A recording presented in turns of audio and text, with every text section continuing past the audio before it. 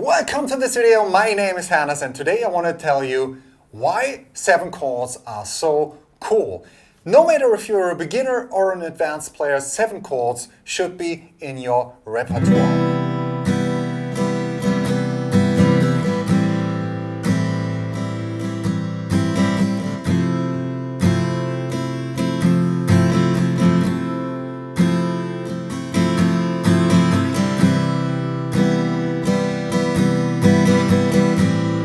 Those chords are not only sounding bigger and wider, in some cases they are even easier than the regular ones you probably already know.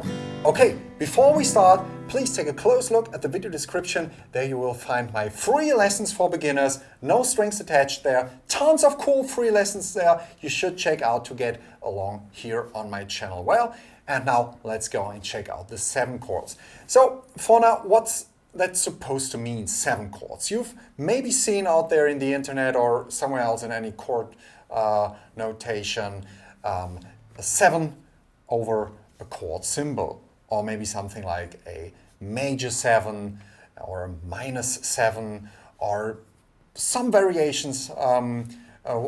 Whatever you saw, it's always about a 7 chord. And what does this mean? When we're talking about a regular C major chord, for example, we have 3 different notes in it. It's a C, E, G, again a C, and again an E. But in total, we have 3 different notes. And if we want to have another note, different note in there, we can lift up the index finger, and that way we create a 7th chord.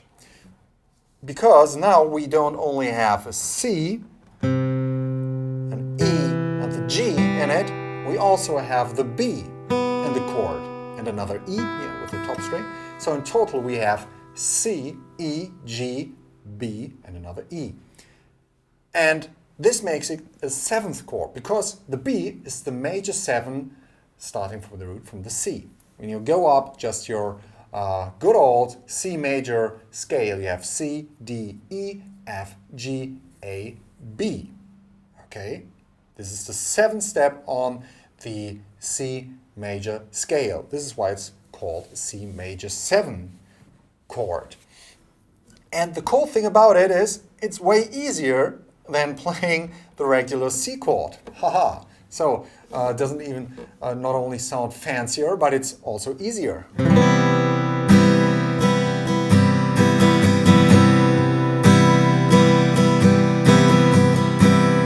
The strumming pattern here, I'm just noodling around, is just down, down, up, down, down, down, up. Just if you want to play along.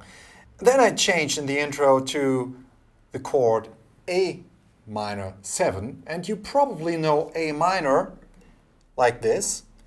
And if you just lift the ring finger, and that way you have the open A string, 2nd fret D string, open G string, 1st fret B string, and open E string, we have an A minor 7. And again, there is a 7 chord. If you just go back to the regular A minor, you have open A string, 2nd fret D string, 2nd fret G string. Before that we had an open G string. 1st fret B string and open E string. So the notes are A, C, and E again. So in total we have A, C, and E. 3 different notes. And if we create again now a chord with 4 different notes by lifting up our ring finger, that way we have a G within our chord. So the notes are A, C, E, and G. We have again a 7th chord because when you go up the A minor scale, we have A, B, C, D, E, F, G. The G is the 7th note on the A minor scale, and this makes it then, when you put a G into an A minor chord, it makes it an A minor 7 because the 7 is within the chord. And then I switch to F major 7. Don't worry, we don't need a bar chord here. You can play it in a fancy way with your thumb. If you want to take the E string with into the chord, but you can also play just without a bar chord or without the thumb here by just playing it like this: an F major 7 chord, 3rd fret A string with the ring finger, 3rd fret D string with the pinky, 2nd fret G string with the middle finger, and 1st fret B string with the index, and an open high E string. Don't play the low E string here, okay? And in this case, we have the notes C, F, A, C for F major, because F major contains F, A, and C. And we added the major 7 with the open E string. And to me, this is way easier than grabbing a full F major bar chord here, which just has the notes F, A, and C. But the F major 7 also has this open E string here, which makes it sound way fancier, more colorful, beautiful chord. And again, as you can already guess, we have an F, G, A, B, C, D, and E, which is the 7th step in the F major scale, which makes it the major 7, the E. And we got that here with the open E string. And those chords, again, this chord again is easier than the regular F chord and makes it sound even more full and wide. Back to C major 7, A minor 7, F major 7,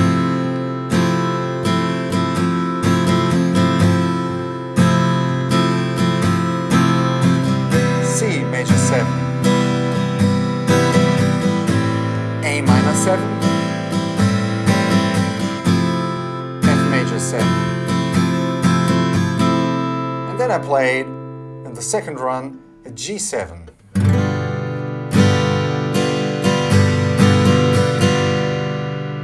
Third fret E string, 2nd fret A string, and 1st fret high E string.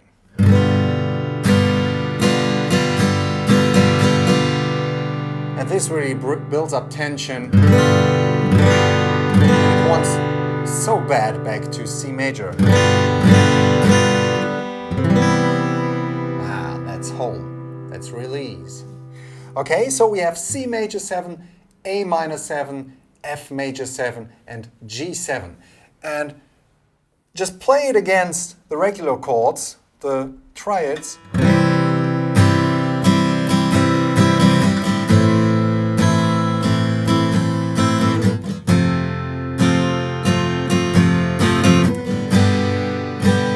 Fancy ones.